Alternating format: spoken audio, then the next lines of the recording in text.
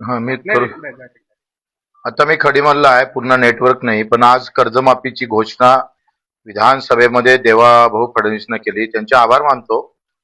पण त्याचसोबत काही त्रुट्या त्याच्यात राहिलेल्या आहे.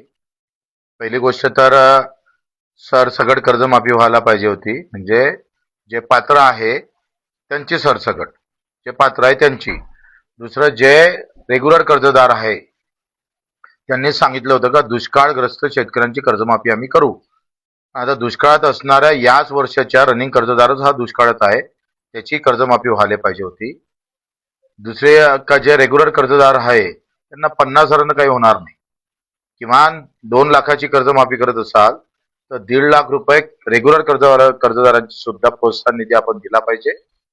हा त्याच्यातला काही कमी कर्जमाफीमध्ये राहिलेला आहे.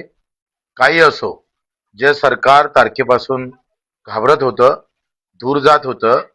आम्ही जेव्हा मुंबईला कर्जमाफीसाठी मिटिंगला गेलो तेव्हा आमच्यावर खूप टीका झाल्या, पण त्या टीकेकरांना आता उत्तर भेटलेलं आहे, कर्जमाफीची घोषणा झालेली आहे.